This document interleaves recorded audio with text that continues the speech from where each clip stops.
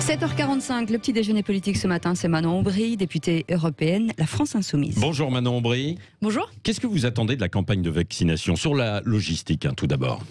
D'abord de la clarté, de la lisibilité. On nous dit qu'il y a 500 000, 600 000 doses de vaccins en France aujourd'hui disponibles. Comment elles vont être déployées sur tout le territoire? Quelle distribution entre les différents départements, les différents hôpitaux? Et puis, tout simplement, comment gérer, je sais pas, quand on entend qu'il y a 5000 vaccins qui ont été transportés à Nice dans un taxi, on se dit, bon, en termes de logistique, j'entendais que vous en parliez juste avant, quand le monsieur vaccin du gouvernement dit lui-même, je ne suis pas un spécialiste logistique. Pardon, en fait, comment vous allez faire concrètement pour vacciner 1 million de personnes, qui est votre premier objectif? Et je ne parle même pas de la majorité de la population. Donc c'est un déficit d'organisation sur un plan logistique très clair. Et ce n'est pas, comme le dit Olivier Véran, de la prudence, parce que les Français, il y a une forme de défiance face à la vaccination. Non, mais franchement, ils voudraient rendre méfiants les Français qui s'y prendraient pas autrement. Et en réalité, ils masquent leurs incuries derrière cette pseudo-prudence.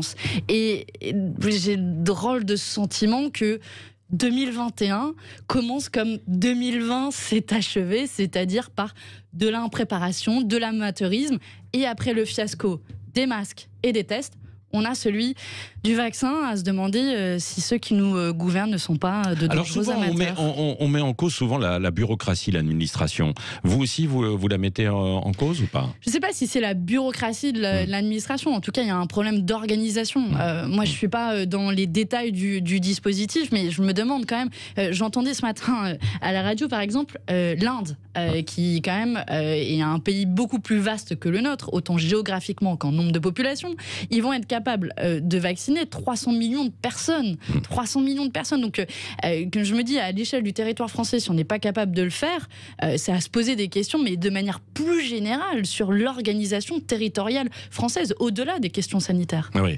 Des vaccinodromes, le ministre Olivier Véran n'y est pas favorable. C'est une fausse bonne idée ou c'est une idée? On a vu dans le passé que ça n'a pas été forcément le plus efficace. C'est clair que je pense que la voie privilégiée doit rester celle du médecin traitant, y compris pour lever des doutes, des questions. C'est celui en lequel on a le plus confiance. Après, c'est vrai que des Français n'ont pas de médecin traitant, et c'est vrai que va se poser un autre problème pratique, c'est que dans certains déserts médicaux, les médecins, en fait, si on doit prendre rendez-vous dans 3 mois, c'est vrai que quand vous êtes une personne âgée prioritaire, ça va poser question. Donc il va falloir potentiellement trouver des alternatives.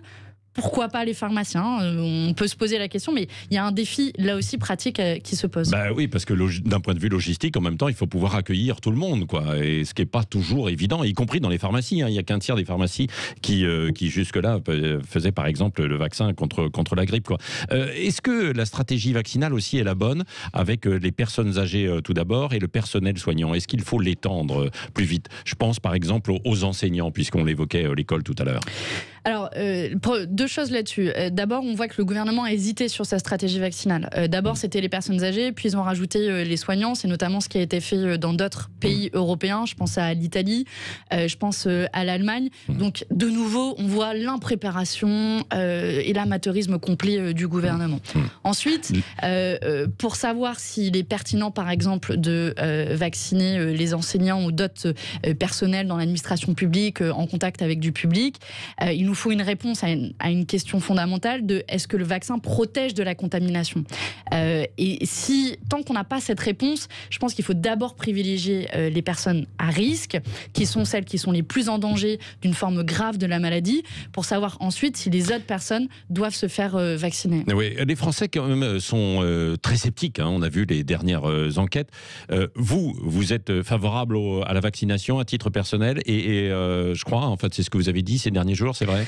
Moi, si on me pose la question de me faire vacciner, oui, je me ferai vacciner, mais je veux dire, j'ai 31 ans, aucun facteur de comorbidité, je pense que je vais être la dernière à être vaccinée. D'ici là, on aura aussi un peu plus de recul. Et qu'est-ce que vous dites alors aux autres Français qui sont peut-être plus âgés et qui sont sceptiques pour l'instant? Que je comprends leurs doutes, au vu de la manière dont le gouvernement a organisé cette campagne de vaccination, et qu'aujourd'hui, ceux qui sont responsables des doutes... Donc, mais vous renforcez le doute, alors la méfiance. J'ai dit que je les comprends. Après, en quelques semaines, on a eu la validation par les autorités de santé du premier vaccin Pfizer. Il va y en avoir d'autres dans les prochaines semaines. Ce que je leur dis, c'est parlez-en à votre médecin traitant. Essayez vous-même de vous faire une opinion, d'être rassuré. Et puis, je pense surtout à toutes les personnes les plus âgées qui sont à risque. Celles-là, en priorité, doivent se protéger. J'aimerais pas que, moi j'ai plus de grands-parents, mais j'aimerais pas qu'un grand-père ou une grand-mère décède à cause du Covid. Et donc, si on peut la protéger, vaut mieux. Qu'est-ce que vous pensez de cette idée d'un conseil citoyen, là, tirage au sort? C'est un progrès démocratique, entre guillemets, ou c'est un gadget selon vous? C'est un gadget un peu tardif. Évidemment qu'on est pour la consultation des citoyens, mais là, tirer au sort des personnes une fois que la stratégie vaccinale a été décidée, et alors que Emmanuel Macron décide de tout seul avec un conseil de défense opaque, franchement, personne n'y croit à sa volonté de démocratiser. Personne ne croit non plus à sa colère qui a été mise en scène de manière grotesque dans le JDD ce week-end. En réalité, il y a un homme qui est responsable, il s'appelle Emmanuel Macron, et il doit en effet prendre ses responsabilités. Et Jean Castex, Olivier Véran, ils sont à la hauteur ou pas? Disons qu'ils suivent un Emmanuel Macron qui est lui-même pas à la hauteur et que le gouvernement manque de clarté, de lisibilité, de transparence. Vous parlez de scepticisme tout à l'heure sur les vaccins. C'est eux qui l'alimentent quand ils sont pas capables d'être transparents, par exemple, sur les contrats pharmaceutiques. Oui. Manon Aubry, la Grande-Bretagne reconfine devant la progression du virus. Est-ce qu'il faut se préparer à ce type de mesures en France également? Un reconfinement? J'ai bien peur que oui. Je vous dis pas ça de gaieté de cœur. Évidemment, on a tous envie d'avoir une vie normale, mais quand je vois comment le gouvernement réagit au dernier moment, sans se préparer, etc., à chaque fois on est mis devant le fait accompli. On nous dit déjà que les bars et restos vont pas pouvoir rouvrir le 20 janvier. Franchement, l'étape d'après, c'est potentiellement d'être confiné. Et malheureusement, on paye les pots cassés, alors qu'il y a des alternatives possibles. Par exemple, en étalant les horaires, en faisant en sorte que, au lieu de se précipiter tous pour rentrer à 18h, on étale sur une plus grande plage horaire, en mettant davantage de transports en commun. Bref, j'aurais souhaité qu'on réfléchisse plutôt à des alternatives au confinement qu'à un confinement pur et dur qui malheureusement risque d'arriver. Mais là, vous dites qu'il faudra probablement passer par un reconfinement. Je dis pas il faut, je dis que probablement le gouvernement va en passer par là et je le regrette. Oui, leader de la CGT, Philippe Martinez, dit il va appeler sans doute à des mouvements sociaux là, à la fin du mois de janvier parce qu'il y a une inquiétude sociale. Vous allez vous joindre à ces appels?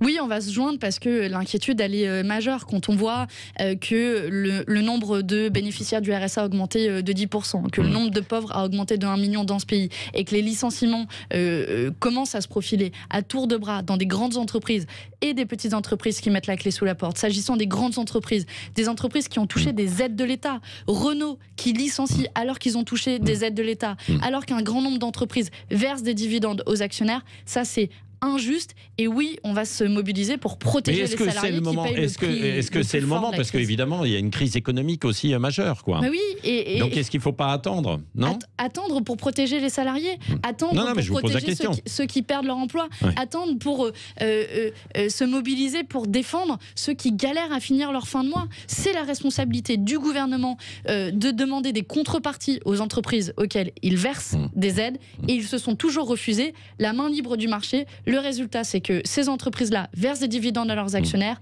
mais derrière ne protègent pas les salariés. Un mot aussi, parce que vous êtes députée européenne, la France prend la présidence de l'Union européenne. Il y a un bras de fer en fait avec. En 2022.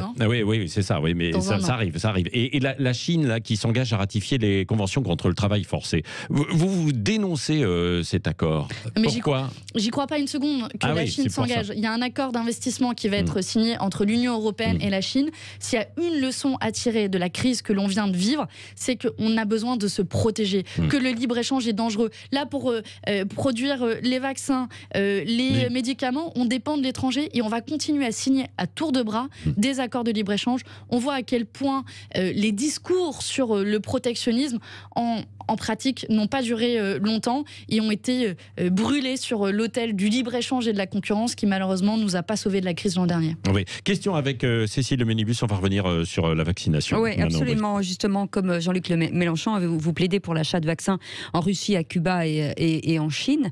Vous n'êtes pas médecin. Sur quoi vous vous basez justement pour préconiser ces achats? Non, ce que dit Jean-Luc Mélenchon en l'occurrence, c'est qu'il faut diversifier les sources d'approvisionnement des vaccins. Aujourd'hui, en France, le seul vaccin qui est autorisé, c'est celui de Pfizer sur un type de vaccin nouveau qui est l'ARN messager, qui, c'est un fait, pose question. On a parlé du scepticisme face au vaccin qui est relativement fort en France et qu'on dit qu'un des moyens de lever des doutes, c'est d'utiliser des formes plus classiques de vaccins auxquels on est davantage habitué en France, qui ont été déjà développés notamment dans d'autres pays. Ça a été le cas dans les pays que vous avez cités, mais qui, j'espère, sera aussi développé par l'Institut Pasteur en France, conjointement avec Sanofi. Oui, mais à l'heure actuelle, sur quoi vous vous basez quoi? Est-ce que vous savez si ça fonctionne ou pas? En l'occurrence, ils ont été testés, ils ont été validés par des autorités de santé, et comme je le disais, ce sont des vaccins de type plus classique. C'est ça le message que l'on fait passer derrière, c'est essayer de rassurer les Français, lever des doutes. Ça justement, ça trompe un peu et que ça devient dangereux d'avoir de tels messages justement qui... Non, au contraire, d'avoir des vaccins qui sont des types de vaccins qui ont été testés et approuvés depuis des dizaines d'années parce que ce sont des types de vaccins que l'on connaît bien et que l'on connaît mieux, on pense que ça peut être une des manières de rassurer les Français et en tout cas plus adéquate que ce que fait à l'heure actuelle le gouvernement, c'est-à-dire aucune transparence sur les contrats pharmaceutiques qui ont été signés. Je rappelle que pour Pfizer, au début, il a fallu croire à un communiqué de presse, c'est-à-dire qu'on n'avait aucune donnée scientifique. Fort heureusement, depuis, ça a été validé par les autorités de santé et j'ai confiance dans les autorités de santé. Mais là, c'est pareil, sur ces pays-là où on n'a aucune donnée scientifique. Mais vous savez, la Commission européenne cherche des approvisionnements en vaccins partout dans le monde. Au passage, parce qu'on est incapable d'en produire dans l'Union européenne, donc ça revient à notre discours sur notre dépendance, à l'étranger. Donc, en attendant, on cherche différents types de vaccins qui existent dans le monde. Mais je vais vous dire, moi, ce que je privilégie à terme, et j'espère qu'on pourra se reposer sur un vaccin français, développé grâce aussi à de la recherche public. C'est ça à quoi sert aussi la recherche publique et que l'on défend depuis de nombreuses années. Et on regrette qu'en pratique, ça arrive bien après le secteur privé qui, au passage, s'enrichit grassement. C'est le cas mais notamment vous de pensez Pfizer. aussi que, justement, on n'achète pas à la Chine ou à la Russie parce qu'ils ne font pas partie des big pharma classiques des pays capitalistes, c'est ça? On a probablement... acheté au premier offrant et au plus offrant, et en l'occurrence ça a été Pfizer. Nous, parmi les informations qu'on demande, c'est le prix de ces vaccins. On n'a toujours pas le prix à l'unité. Il y a une ministre belge qui, dans un tweet par erreur, a révélé que c'était entre 1 et 25 euros, je crois, ce qui fait énormément de différence. Donc, donnez-nous des informations. Et ce que je demande, c'est que des entreprises ne s'enrichissent pas sur le dos de la santé publique. Vous dites au plus offrant, c'est celui qui avait le meilleur résultat. En l'occurrence, Pfizer, c'est le premier qui a été validé par l'autorité de santé européenne, et je vous l'ai dit, c'est tant mieux. Par contre, j'aimerais savoir combien il coûte. J'aimerais m'assurer qu'une entreprise ne fasse pas des bénéfices sur le dos de nous tous qui allons nous faire vacciner, et j'espère qu'à terme, on pourra avoir des entreprises publiques qui le développement. Quand c'est chapeauté par l'État, j'ai un peu plus confiance. Merci Manon Aubry, députée européenne, la France Insoumise, était l'invitée ce matin de Sud Radio. Et dans un instant, c'est le journal de 8h. Bienvenue sur Sud Radio.